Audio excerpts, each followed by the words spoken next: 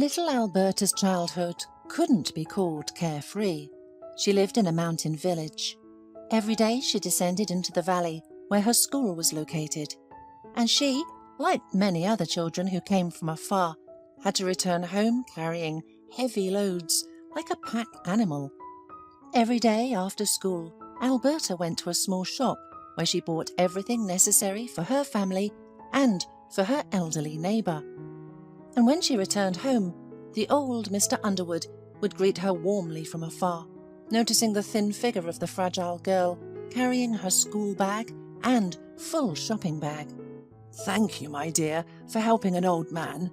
I can no longer walk such a path on my own. My legs are completely sore," the old Mr. Underwood used to say. "You are a real ray of light in your mother's joyless life, and to me, an old man, you are the first helper. May God bless you, girl." Despite her difficult life, Alberta truly brought joy to everyone who knew her. She loved to sing. Everyone who had heard her gentle voice assured Elizabeth, the girl's mother, that her daughter had a bright future. But Elizabeth often cried, looking at the skinny girl who had to shoulder an impossible burden from a young age.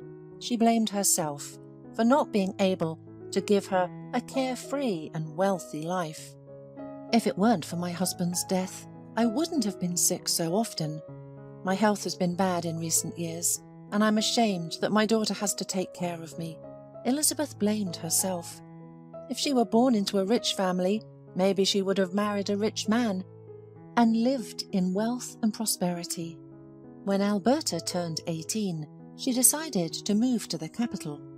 "Mum, you need treatment.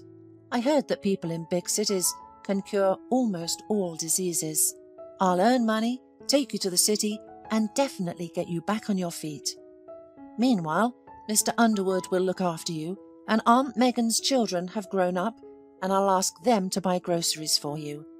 They are quick kids, and will help you with the household chores if needed." The whole village gathered to bid farewell to the lovely girl and wish her a safe journey. Everyone was sure that the hard-working and honest mountain beauty would surely find a good job in the capital, and the neighbours promised to look after her mother. Unfortunately, the big city did not welcome Alberta as warmly as she had hoped. She was a stranger to all these people rushing about their business. She was frightened by the huge flows of cars, spacious squares and avenues. She got lost in the numerous alleys and didn't quite understand whom to turn to for help. Her first attempts to find a job ended in failure. At first, she worked at the market, where she had to carry heavy boxes of vegetables herself, endure rudeness and insults from the loaders, who instead of helping her, kept slacking off. As the cold weather set in, the girl got a job as a salesgirl in a shop. They immediately started hanging all the shortages in the cash register on the new girl, and after a month of work, Alberta not only couldn't get the money she earned, but she also owed a tidy sum to the store owner. The next place she worked was a small cafe. At first, everything was fine, and customers liked the attentive and sweet girl. It seemed that Alberta would finally be able to adapt to the city life in some way. But soon, the owner of the cafe returned from a trip abroad, and at the first meeting, he hinted to the girl that he would only allow her to continue working if she was favourable towards him. Alberta was a clean and decent girl, and the bulky, mature man did not evoke any romantic feelings in her. Unable to withstand his persistent advances, she eventually quit, engulfed by fear and desperation. She was ashamed and embarrassed in front of her neighbours, who believed in her, and in front of her mother, who gave her her last savings to settle in the big city. And now, after several months later, Alberta realised that she could not please her mother with anything, and bitterly cried, sitting on a bench in the park. "Well, why are you making such a damp place here?" someone asked her, and Alberta raised her tear-stained face and saw an elderly man next to her. He compassionately looked at her and seemed ready to help. Did someone offend you? The stranger tried to start a conversation. My name is Mr. Horston, and what's your name? Alberta, the girl said timidly. The old man raised his eyebrows in surprise. Alberta? Rare name. You must not be from here. No, not from here. I came from afar to earn money for my mother's treatment, but nothing works out for me, the girl complained to a stranger. For the first time in a while, having at least some opportunity to speak out, she told him all about her misfortunes. You're despairing too early, my dear. Listen to what I have to tell you. I work as a gardener in a wealthy house. The owner has 5 children and is looking for a hard-working, decent woman to help with the housework. His wife spends more and more time in beauty salons and shops, and my boss, Mr. Gilbert, works a lot. He is from a simple background himself, so he is understanding and kind to people, and he loves his children very much and spends all his spare time with them. Let's try to find a place for you there. Alberta listened to the old man and decided to take a risk for the last time. The house where her new acquaintance led her was indeed large. From the first glance, it was evident that many things were done there specifically for children. Mr. Gilbert built this house before the birth of the babies, immediately planning to make it comfortable for children. That's why half of his garden is taken up by various children's slides and swings. Sometimes I even grumble a little, because I'm supposed to be a gardener, but more often I repair swings. And in the house there's a whole entertainment centre for kids. Don't be surprised that all 5 children are the same age. And don't ask him any questions. It's none of our business how that family live. So, did his wife give birth to all 5 at once? No, she didn't give birth to anyone. She doesn't want to ruin her figure. I'll tell you a secret, but don't gossip. Keep quiet. There is a dark story here.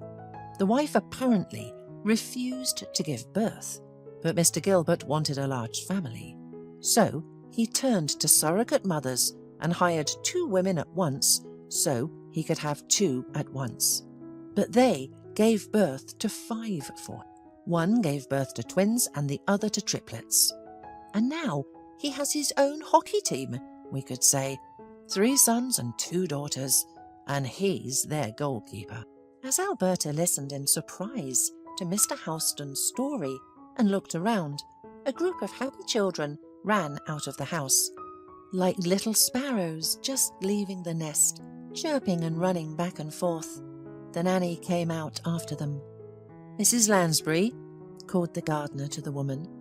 The nanny hurried over to them, separating the quarrelling boys as she went. Mrs. Lansbury, meet Alberta. She's a decent, honest girl who needs work and a place to live. I wonder if Mr. Gilbert will agree to take her. What do you think? Mr. Gilbert left this morning and won't be back until tomorrow. He'll see then. But today you can stay in my room if you have nowhere else to go, offered the nanny. Alberta gratefully agreed and immediately got to know the children. She noticed right away that the children, especially the girls, were really missing their mother. Kate and Lizzie were initially very shy, but they soon opened up to Alberta and started sharing stories from their childhood. The boys, although they tried to act grown up, were still playful and soon swarmed around Alberta from all sides, like ants gathering around a piece of sugar. Just look at them, Mr. Horston laughed. You clearly won them over. Of course, you're not much older than they are. Dad! Dad! The children shouted the next morning when their father returned home from his trip. We have a guest. Her name is so beautiful. Alberta. She's really nice. Can we keep her here? They screamed. Robert Gilbert took the girl's hiring very seriously. He examined her documents and medical records and asked her many questions about her family, her hometown, and her mother, who still lived in a distant village. It's good that you're willing to work and have a motive, but will you have enough strength for 5 children? Mrs. Lansbury will need to leave soon, and all 5 of these wild kids will fall on you. Think it over 100 times before you agree. As for me, I'm ready to give you a job." But Alberta agreed without hesitation. She really liked the children. They were so lively and sincere, and she felt like they needed her. The girl hadn't seen the house owner yet, but she already understood that the woman was not at all concerned with the children. Susan returned home only a week later. During all that time, she was resting with a friend somewhere in Spain. Susan didn't even approach the children. Her gaze slid over them indifferently, like over furniture. And Alberta didn't arouse any special interest in her either. Some girl from a mountain village couldn't be interesting for a wealthy socialite. "Mr. Halston?" asked Alberta to the old man. "But how did it happen? Mr. Gilbert is such a kind and responsive person. He loves children, but his wife is entirely different. How do they live together?" "Dear, you should not involve yourself in the owner's business. But I wouldn't say they are very close. I have been working here for so long, and they always lived like neighbours. He takes care of the business, house, and children, while she only takes care of herself. Maybe he was in love with her once, got married, and now they just live together. It happens." Alberta sighed, feeling sorry for Mr. Gilbert and the little ones, who received neither love nor affection from the cold, arrogant woman. But no matter how the situation was at the owner's family, Alberta was doing very well. The boss paid her regularly, and now she could send money to her mother regularly. After 6 months of observing Alberta and her work, Mr. Gilbert offered to bring her mother over so that doctors could examine her and make the right diagnosis. Alberta was thrilled. Her dream was about to come true. And soon her beloved mother was really by her side, and after the doctor's examination and treatment, she was feeling much better. Alberta's life finally had a white streak. A good job, kind and nice people around her. Alberta was grateful to the Almighty for granting her such prosperity, tranquility. That was all she wanted. And then something happened that no one expected. Mr. Gilbert disappeared unexpectedly. His car was found in the river. Apparently, he had an accident and flew off the bridge at full speed.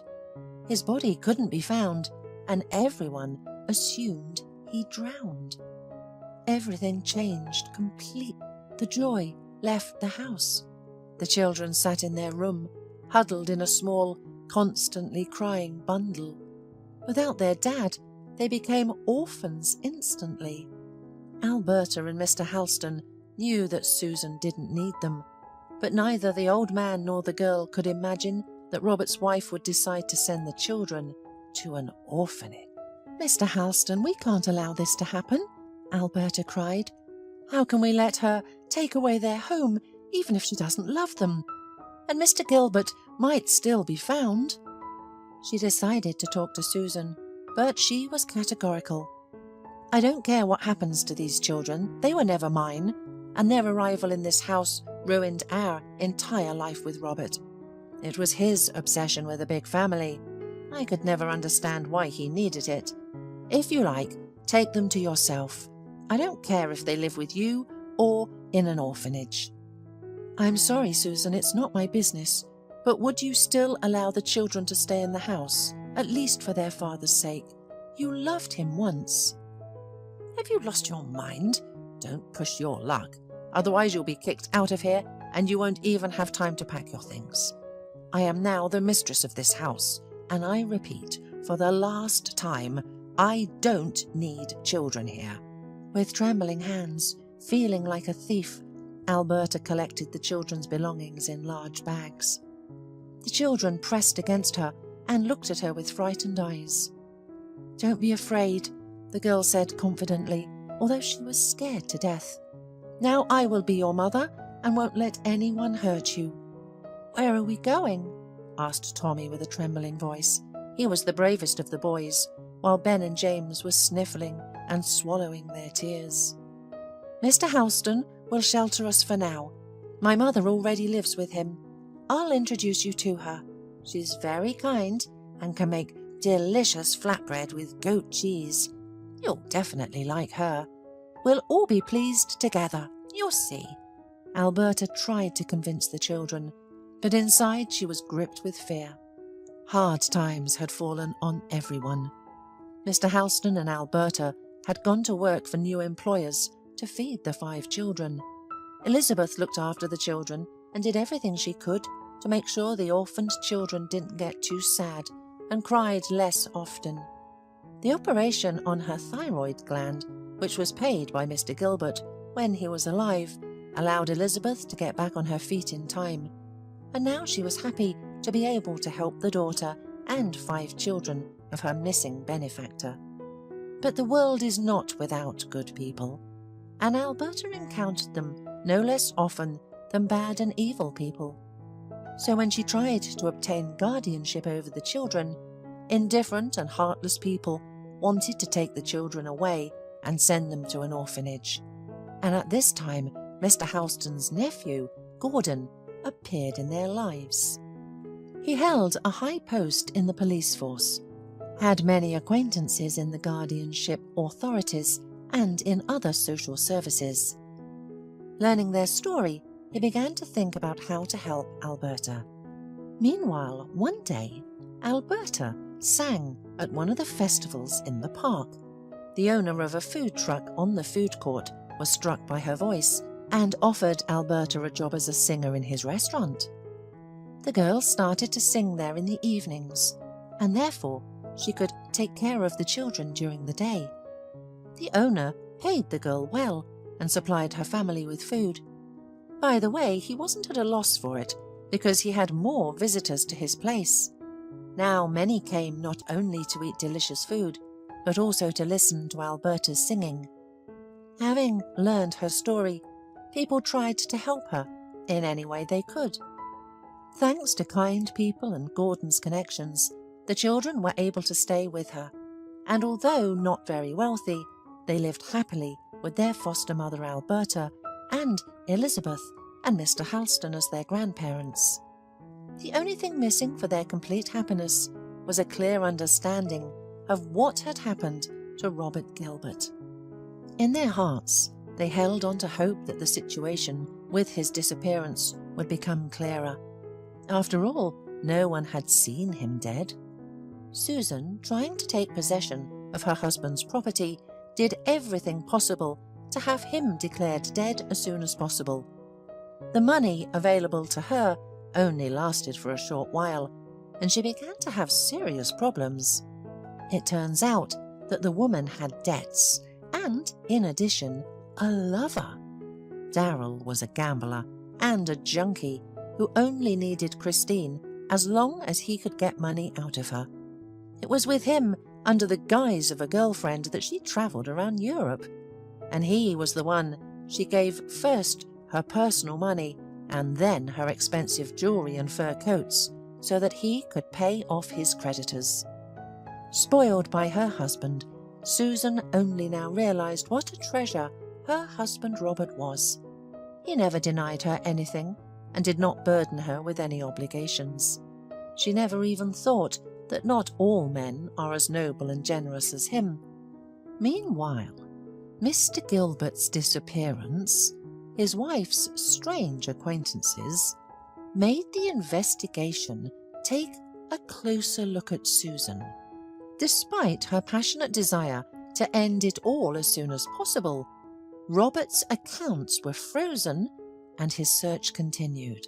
From time to time, Mr. Halston's nephew visited the elderly man and his unusual family. He told them what he had learned. It turned out that the latest quarrel between Darryl and Susan ended terribly for her. The gambler, who had lost everything, demanded money from his mistress and beat her to near death. Susan's neighbours outraged by the indecent swearing, shouting and noise from her house, called the police. And if the police hadn't appeared in time, Darryl would have beaten her to death in a fit of rage. With a broken jaw and numerous bruises, Susan ended up in the trauma department, and her lover was arrested for causing her serious injuries. However, after recovering a little and losing several front teeth, Susan was forced to go not to a capital dentist but to a courtroom, and not as a victim of her lover's fists, but as his accomplice in a much more serious crime. No one expected such a turn of events. Alberta, who had learned that Susan was in the hospital, had already thought of visiting her when completely unexpected circumstances arose, which made her hair stand on end. It was Mr. Gilbert's wife who had organized the accident for her husband. Her accomplice gave such testimony when he, being in custody, began to have a terrible craving and was ready to do anything just to get a dose. So, what happened to Robert after all? Darryl's confession shed no light on his fate. Nevertheless, one day, Robert himself appeared on the doorstep of Mr. Halston's house, accompanied by Gordon. At first, everyone who saw him was shocked. It was difficult to recognize the once thriving businessman in this exhausted, thickly bearded, greying man, and only his blue eyes in the rays of early kind wrinkles betrayed in him the same Robert whom all his household members were anxious about. After all, he was truly dear to each of them, to old Mr. Halston, to a son, to Elizabeth as a benefactor who had put her on his feet, to the children as the most wonderful and kind father. And what about Alberta? He was dear to the girl as a beloved man, but she was afraid to admit it even to herself. In the evening, when all passions had subsided and the family had put happy little ones to bed, Robert began his story. His story was so wonderful that only those who knew this extraordinary person and understood that the Lord had spared his life for those who loved him could believe in his miraculous salvation. When his car fell off the bridge due to damaged brakes and went underwater, he miraculously managed to escape and get to shore without difficulty. However, he didn't remember anything that happened to him. Head injuries affected his brain activity. For over a year, he was homeless, surviving on odd jobs, without any identification and not knowing anything about himself. A week ago, he was beaten up by a drunkard who tried to steal a few $100s he had earned through hard work. Robert was picked up on the waterfront by an elderly, retired military man who jogged there every morning. He took him to the hospital, and there Robert regained consciousness and realized that his memory had returned. He asked the doctor to inform the nearest police station about him. That's how they met Mr. Halston's nephew. It was now Gordon's turn to tell Robert what had happened after his disappearance. The man had no words to express his gratitude to all kind people for their help, and he was not ashamed of his grateful tears. Nevertheless, Robert admitted that all the misfortunes they had endured were worth it for his children to finally have a real mother in Alberta. It seemed as if God himself had taken this kind girl by the hand and brought her to his house from a distant mountain village. Of course, there was no doubt that they would all continue to live together in Robert's big house. At first, Alberta was a foster mother, and then she became Robert's beloved wife. Yes, it had to happen, and it did. Less than a year passed before Robert asked Elizabeth for her daughter's hand in marriage. In fact, he had fallen in love with the girl from the very first day she appeared in his house. But back then, he tried not to show his feelings, as he was married, and besides, it wasn't in his rules. Now, having obtained a divorce from Susan, he was free, And finally, the big and rich house was not just a full cup. It was filled with children's laughter, love, mutual care, the smell of baking from Elizabeth, and flowers, carefully grown by Mr. Halston. Not long after that, to the delight of all its inhabitants, the house was filled with the gentle singing of Alberta at the cribs of 2 little girls. Twins she gave birth to her beloved husband on their first wedding anniversary. The older children were thrilled. They had just started their school holidays, and they were vying to help their mother, Alberta. The boys argued amongst themselves about who would stroll the stroller with the little girls along the garden paths. Kate and Lizzie urgently reviewed their girly outfits and dolls, which they were going to give their little sisters. The father of many children, crazed with happiness, was ready to carry his fragile wife in his arms, and she, laughing, refused and suggested that he should more often take his little daughters in his arms and not forget about the older children, who, though feeling grown up, still needed warmth and love. However, there was no shortage of love in their large family, which had suffered so much for its happiness, and when someone among their friends teased Robert, hinting that he had supposedly become a hen-pecked husband to his fragile young wife Alberta, and asked who was in charge in his house, Robert invariably answered sincerely, "Love is the most important thing in our house."